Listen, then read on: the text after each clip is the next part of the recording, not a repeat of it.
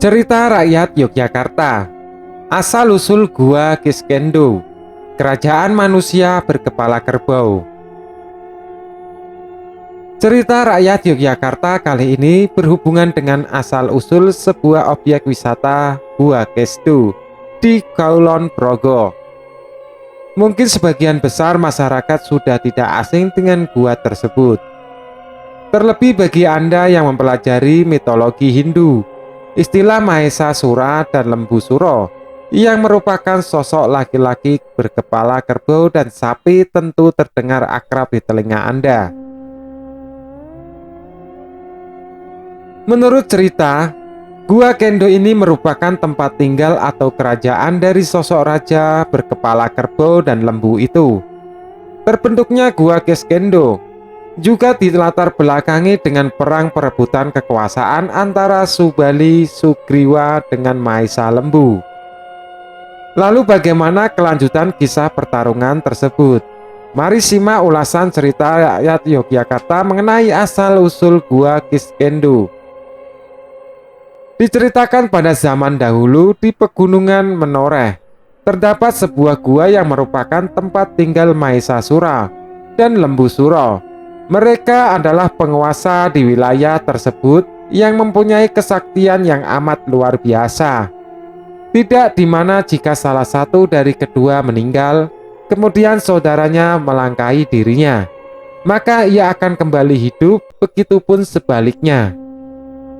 Mereka tidak akan mati jika salah satu dari mereka masih hidup, justru akan membantunya untuk hidup kembali. Saat malam tiba, Mahesa Sura bermimpi bahwa dirinya telah menikah dengan Dewi Tara, seorang putri dari Batara Indra di negeri Kahyangan. Keesoknya paginya, dengan tekad kuat, ia akan wujudkan apa yang dimimpikan semalam. Apapun yang terjadi, ia harus wujudkannya. Kemudian ia menyuruh Lembu Suro selaku adiknya untuk melamar sang dewi. Sebenarnya sang adik telah memperingati Mahesa bahwa hal tersebut tidak akan terjadi. Namun Mahesa tetap bersikeras untuk memperjuangkan mimpinya itu. Tak dapat berkata lagi, Lembu Suro segera pergi ke negeri Kahyangan dan menemui para dewa. Benar saja dugaannya, para dewa menolak dengan tegas lamaran Mahesa Suro. Mendengar kabar tersebut, Mahesa marah besar. "Aku tidak terima, awas saja. Aku harus segera memberi pelajaran kepada mereka," amuknya. Bergegas ia mengajak sang adik untuk menyerang tanah Kahyangan. Karena kesaktian mereka, tak satu pun para dewa yang mampu mengalahkan mereka. Akhirnya, Mahesa berhasil membawa Dewi Tara untuk turun ke bumi dan berniat menikahinya. Dewi pun hanya dapat pasrah, karena kekuatannya tak sebanding dengan kesaktian Mahesa. Setelah Dewi Tara dibawa ke bumi oleh Mahesa, para dewa di bumi Kahyangan terus berpikir bagaimana cara agar Dewi Tara dapat kembali lagi ke Kahyangan. Akhirnya terbesit dalam pikiran mereka untuk menggunakan kesaktian Aji Pancasona yang hanya dapat digunakan oleh orang yang suci, berhati luhur, serta dapat mengendalikan nafsu. Dengan segera para dewa sepakat untuk menumpahkan kesaktian Aji Pancasona kepada Subali, putra Resi Gotama yang sedang menjalankan pertapaan sejak bertahun-tahun lalu di Surya Pringga. Tanpa berpikir panjang, Batara Guru segera menemui Sabali dan memberikan sebuah tawaran yang diikuti oleh perintahnya. "Wahai Subali, aku akan mengabulkan segala permintaanmu. Namun dengan satu syarat. Kau harus menumpas angkara murka yang bersemayam di dalam tubuh Mahesa Sura dan Lembu Sura, dan bawalah Dewi Tara kembali ke Kahyangan," ujar Batara Guru kepada Subali. Merasa tertarik dengan tawaran yang diberikan, Subali kemudian menyanggupinya. Dengan segera Batara Guru memberikan kesaktian Aji Pancasona pada diri Subali yang berpesan untuk menggunakan kesaktian ini untuk misi perdamaian. Subali mengangguk tanda setuju. Setelah menerima kesaktian itu, ia mengajak adiknya Sugriwa untuk membantunya melawan Maesa dan Lembu Sura. Segera mereka turun ke bumi. Tak selang lama, Subali dapat merampas Dewi Tara dari tangan Maesa dan Lembu. Kemudian dibawa Dewi Tara ke mulut gua dan meminta adiknya Sugriwa untuk menjaga karena ia akan kembali ke dalam gua untuk membunuh angkara murka yang terdapat dalam tubuh kedua penguasa kerajaan di gua tersebut. Sebelum Subali menginjakkan kaki ke dalam gua, ia berpesan kepada Sugriwa, "Adikku, aku memintamu untuk menjaga Dewi Tara di sini. Jika nanti darah yang mengalir dari dalam gua ini berwarna merah, maka akulah yang menang. Namun jika kalau darah yang mengalir berwarna putih, maka akulah yang kalah. Dengan segeralah kau tutup mulut gua ini dengan batu besar." Kemudian Subali bergegas kembali ke dalam gua. Terjadilah pertarungan sengit antara kakak beradik yang sakti itu dengan Subali. Dengan kekuatan Aji Pancasona, Subali berhasil menghempaskan Lembu Sura. Namun ia terkejut Lembu Sura kembali hidup setelah Maesa Sura melangkahi tubuhnya. Subali terkejut dengan kesaktian keduanya. Ketika Lembu Sura berhasil dibinasakan, maka saudaranya Maesa segera melangkahi jasadnya, begitupun sebaliknya.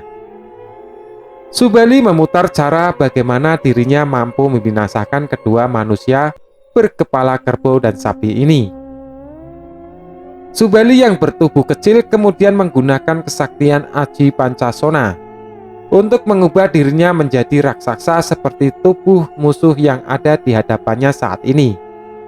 Tanpa berpikir dua kali, Subali segera memegang tanduk yang ada di kepala keduanya dan membenturkan kepala kakak beradik itu hingga kepala musuhnya itu pecah dan bercucuran darah. Mereka bercampur dengan otak berwarna putih ke arah mulut gua. Sugriwa yang melihat warna kedua darah yang mengalir itu mengira bahwa kakaknya Subali itu tewas bersama Maesa dan Lembu. Sugriwa yang melihat warna kedua darah yang mengalir itu mengira bahwa kakaknya Subali ikut tewas bersama Maesa dan Lembu.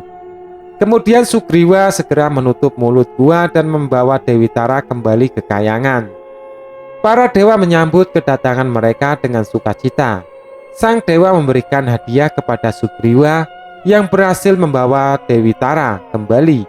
Hadiah tersebut adalah menjadi suami dari Dewi Tara. Pada awalnya Sugriwa merasa tidak pantas mendapatkan hadiah tersebut, karena sejatinya kakaklah yang berhasil melepaskan Dewi Tara dari tangan Maesa dan Lembu. Tetapi karena ia yakin bahwa kakaknya telah tewas, maka ia menerima hadiah tersebut dan pesta pernikahan keduanya pun dilaksanakan. Di sisi lain, Subali terkejut melihat pintu gua Kiskendo yang tertutup rapat. Ia merasa dikhianati oleh adiknya sendiri. Ia marah dan menendang batu besar yang menutupi mulut gua. Setelah berhasil, ia segera terbang kembali ke kayangan.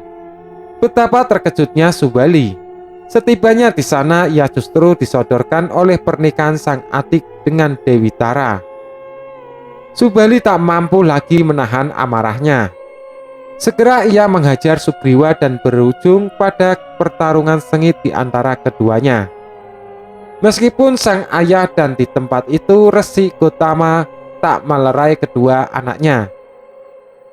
Setelah dirasa amarah kedua anaknya mulai reda, ia meminta penjelasan tentang apa yang sebenarnya terjadi. Mendengar penjelasan dari Subali, justru Resi Gotama marah kepada Subali. Ia merasa malu karena anaknya mengaku berdarah putih. Karena sifat takabur putranya tersebut, ia mengutuk Subali. Kelak dirinya akan mati di tangan Prabu Ramawijaya.